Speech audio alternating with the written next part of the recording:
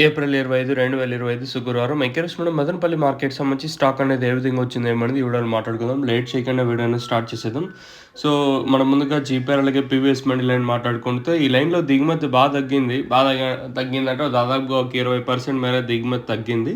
So, line మొత్తం తీసుకుంటే దిగుమతి అయితే తగ్గింది. సో, అలాగే టీవీఎస్ మనీ లైన్ మాట్లాడుకున్నా కూడా ఈ లైన్‌లో కూడా దిగుమతి అయితే ఒక దాదాపుగా 40% మేర దిగుమతి తగ్గింది. దీనికి వేరే ఏ రీజన్ లేదు. సో, అంగల్ మార్కెట్ ఓపెన్ అవ్వడం.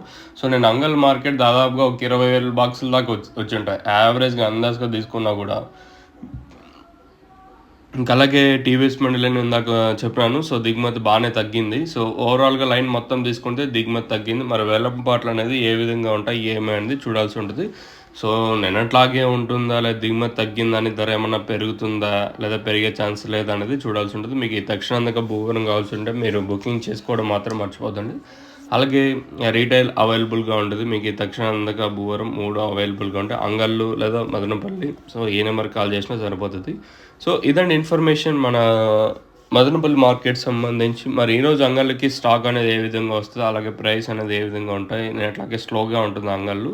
లేదా మదనపల్లి ఏమైనా కొంచెం స్పీడ్ అయ్యే ఛాన్స్ ఉంటుందో చూడాలి. ఎందుకంటే దిగుమతి బాగా తగ్గింది కాబట్టి మరి వేలంపాట్లు ఏ విధంగా ఉంటాయో చూడాలి.